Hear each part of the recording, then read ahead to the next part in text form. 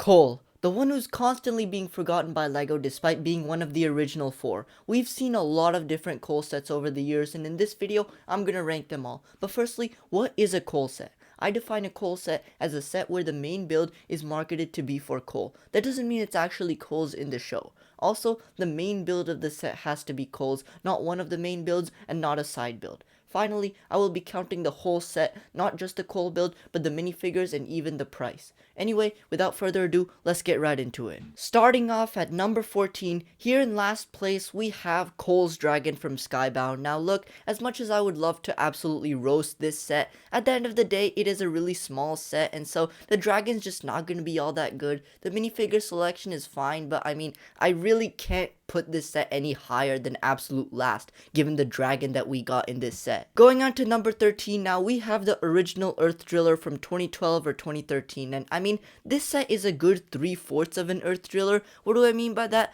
Basically, it's really good up till the back section. What's wrong with the back section? Well, there isn't one. It just abruptly cuts off after the cockpit area, and I think that's just super disappointing because looking at this set from a sideways perspective, it just looks awful. I like the play feature where when you roll it, it spins the drill at the front. That's nice. The minifigure selection is nice, but the build just doesn't look the best because they refuse to add a back section, and I think that takes away a lot from this set. Moving on to number 12 now, we have Kohs Dragon Evo, and my favorite thing about this dragon has to be the head. I love how bulky and rocky it looks. I love those horns, and the head just overall looks really great. The rest of the body, not so much. I mean, just look at those tiny legs. Look at the shape of the body. Why is it so flat and thin near the back? And there's so little posability, you can't even move the neck. This dragon lacks some of the basic stuff that we've gotten in almost every single dragon since the beginning of Ninjago. Not to mention, looking at it from any other angle other than like front on, it just looks terrible because the body is so thin, and the way they incorporated the front section and made it so big, and it just, the body has this weird L shape which I just can't get behind.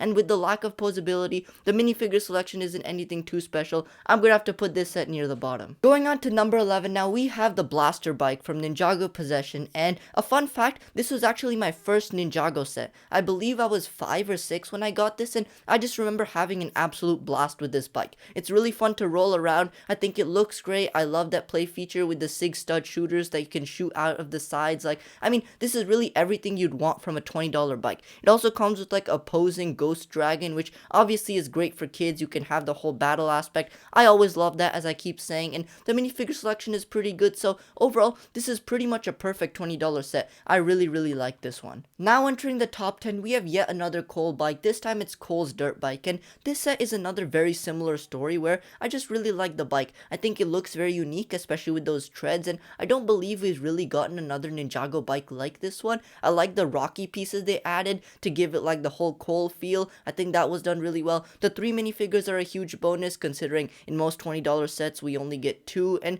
overall this set's just a pretty good package. I think that anyone can buy this set and get something out of it, whether it be the minifigures or the fun build or just the general playability. I think this set's a very good one overall. Moving on to number 9 now, we have the Treasol from 2012, and this is a set that I go back and forth on a lot because I think overall it is pretty decent. There's just some minor nitpicks I have with this one. I don't really like the whole flipping feature where the bottom of this set is like a secret in disguise Fangpire vehicle. I think the bottom of this set just looks really atrocious, but the top of this set does look really good. I like those wing pieces or whatever they're called. I think they give this set a very nice look, and I mean, this set is just carried by scales. I love getting scales in like what, a $40 set. I think that's really good, and overall this build looks fun enough. I think this is one that I would have picked up as a kid. Just overall, there are some problems with it. Now approaching the halfway point of this list, at number 8, we have the Earth Dragon Defense from 2011, and I think this is one of the only like OG dragons that actually holds up to this day because, well, I just really like how they made it so bulky and the proportions don't feel as off on this one. I like that this one has a different head mold compared to the other ones. I think this one is probably the better one. I just like how rocky it is, and I think it really fits Cole's vibe. I also think the rest of this dragon was done pretty well. I like like the legs, I like the overall body, it's really bulky, and it just doesn't feel as out of scale compared to some of the other dragons. I mean, my main complaint with some of the other dragons that we got was that I felt like the legs were a bit too small and the head was a bit too big, but I don't really see that here. The back legs do seem a bit weird that they're just like sticking up, but that's not too big of a deal, and overall this dragon looks really good. Two minifigures in this set, both are really good, so not too many complaints from me. I think this one's a really solid OG set. But just a quick reminder, if you're enjoying the video, make sure to like and subscribe. Anyway, back to the video. Going on to number 7 now, we have the OG Boulder Blaster from 2015, and this is one of the most fun, creative, and wacky Ninjago sets of all time. I like the play feature in the front where you can use these gears to spin the front cannon and shoot out like 8 spring-loaded missiles. That's really fun, and it gives this build a very nice look, that big front cannon. I also like the tire that's behind the cannon, the overall cockpit section, and the wings also look fine, and this set is just a combination of so many different concepts that they managed to combine really well. There's also a handle in the back which you can use to swoosh the build around. That's fun for play. The minifigure selection is fine, so this set's a really good one. I would love to see more sets like this. Going on to number 6 now, we have Kohs Dragon Cruiser from Ninjago Crystallized, and I really like the way this car looks. I like that orange hood. I think that was shaped really well. The overall shaping in the middle section is also fine, and this car is very spacious. You have room for, I believe, 2 minifigures, which is always great to see. The orange windshield piece is really nice, but my least favorite part of this set has to be that back area. I know it looks kind of ugly because it has to accommodate for the feature where you can kind of pull down the blades and that makes the shooter in the back stick out. I get that, but at the same time, the back of this build just doesn't look the best. However, if you have the blades back, it's not too noticeable, so that's why I'm going to give this car kind of a pass for that. The minifigure selection in this set is really, really good. I like that new crystallized Sphera. I think her new color scheme looks sick. You get that awesome new dragon form Kai, who is one of my favorite Ninjago minifigures ever. Vengestone Warrior is always nice to get, and the regular Cole is also pretty good. So overall, I really like this set. It's a really great value overall. Now entering the top 5, we have Kohs Elemental Earth Mech, and it's no secret on this channel that I absolutely love this set. I think this mech, more than any other mech, captures Kohs' personality. It's so bulky, it's so beefy. I love the color scheme with the hints of orange and those big orange arms that represent like Kohs' Earth Punch. That's really nice, and overall, the shaping of this build just really sells it for me. The minifigure selection is fine, but this mech is just so good that I have to put it high on this list. I don't think I can really put it any lower. It's just such a good mech. Now at number 4 from Day of the Departed, we have the Rock Rotor, and this is another set that I've absolutely loved from day one. Just looking at this set, I think it looks really, really nice. The car is very big, it's substantial, it has a nice flyer in the back. It also has that same rocky feel that Kohs Elemental Earth Mech had. It has some nice suspension, which means it can move over even uneven terrain. That's really nice. It's fun to roll around, and it has nice shooters out the front. You can move this drill piece to be in the front instead of the shooter. So overall, this set has a lot of functionality. It looks really nice and it's fun to roll around, so not too much more I can say for the build. The minifigures in this set though are also really good. You get that Lil Nelson who's really nice, but the highlight of this set has to be Cole RX, who just looks fantastic with those Earth Punch arms. I absolutely love those, and overall, this set's just a really good package overall with a really, really nice looking build. Now entering the top 3, at this spot I have the Legacy Boulder Blaster, and this set basically retains all of the good aspects of the previous Boulder Blaster, but also just looks a whole lot better. I love the streaks of sand green and orange that go throughout this build, especially in the wings which have those nice swords. They really give this build a really sporty look.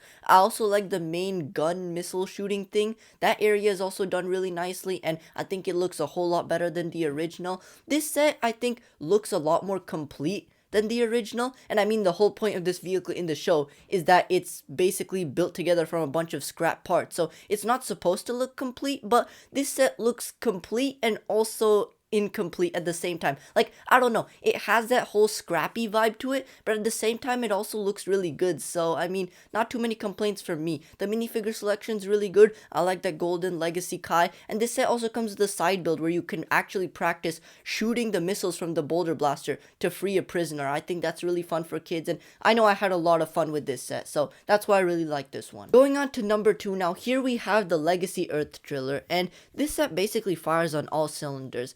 the most forgettable part of this set is probably the minifigures, but I mean, you get 2 ninja, 2 bad guys, it's good enough. This set comes with a really nice looking ninja build, that being Kohs Earth Driller. This one's just so much more substantial than the original. It has a better windscreen piece, the drill is a whole lot bigger, and just the fact that they decided to add a back section makes this leagues above the original in my opinion. It's also so much bulkier and beefier with those rocky pieces. They really give it a coal feel that I like, so overall not too many complaints from me, especially on the Earth Driller. However, what really elevates this set for me has to be the inclusion of the giant stone warrior. I always love when there's conflict in a set, and here you get 2 pretty decent substantial builds to fight against each other. Also, the stone warrior, the giant stone warrior, looks really nice. He really fits the minifigure vibe that he had in the show with those blocky legs, but I'm not complaining because I think they look really good. The head molding was done really well, the shaping overall is really nice, so overall this set's a great package. It's 2-in-1. You get a fantastic Earth Driller and you get a giant stone warrior who we've been asking for years up till that point, so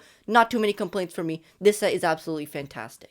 Now though, for the moment you've all been waiting for, the number 1 set on this list, the best Kohs set that we've gotten in over 14 years of Ninjago, we have Kohs Speed, we have Kohs Titan Dragon Mech, and oh boy, is this build perfect. I mean, there's literally nothing wrong with this build in my opinion. First of all, it just looks aesthetically really nice. The shaping is done really well. The color scheme is really good. I like those little hints of orange going throughout the build. The white is also used really well, but the elephant in the room and what really elevates this set leagues above pretty much any other mech in my opinion has to be the posability. I mean, this set has like 8 different joints, I'm not even kidding, and they all just add to make this mech super posable. Not only that, you can get so much personality out of this mech, which I absolutely love. You only get 1 minifigure in this set, which is kind of a bummer, but it's not that big of a deal because this mech is just so fantastic. There's so many joints, there's so many big pieces, and this build is just huge for $100, so I don't really mind that.